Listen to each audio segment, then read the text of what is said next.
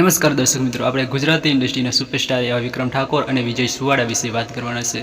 તમે દર્શક મિત્રો જાણતા જ હશો, એક સમય વિવાદ થયો હતો 4 વર્ષ પહેલાં કે રોમ મને પ્રેમ કરનારા બે અફવા મળ્યા. થોડા જ સમય પહેલાં વિક્રમ ઠાકોરની મમ્મીનું અવસાન થયું હતું. 20 તારીખે અવસાન થયું હતું અને 22 તારીખે બેસણું રાખવામાં આવ્યું હતું. તો વિક્રમ ઠાકોરને ત્યાં બેસણામાં વિજય સુવાડા દેખાયા ન હતા. તો દર્શક મિત્રો, તમને શું લાગે છે વિજય સુવાડા એ સમયને એ વિવાદને હજુ સુધી ભૂલી નથી શક્યા? કમેન્ટના માધ્યમથી દર્શક મિત્રો જરૂર બતાવજો તમે. સાથે સાથે મમતાબેન સોની પણ ન આવ્યા હતા દર્શક મિત્રો. તો એમને ક્યાં દુઃખ લાગ્યું છે એ ખબર નથી પડતી. હજુ સુધી દર્શકોમાં આ પ્રશ્ન ઊભો રહ્યો છે, વિક્રમ ઠાકોરને અને મમતા સોનીની વચ્ચે ક્યાં કોઈ ઝઘડો કે કોઈ મતભેદ થયો હશે તો બેસણામાં આવ્યા ન હતા. તો એનું કોઈને હજુ કોઈ કારણ મળ્યું નથી. તો દર્શક મિત્રો, મમતાબેન સોની વિશે પણ તમારે શું કહેવું છે કમેન્ટના માધ્યમથી જરૂર કહેજો.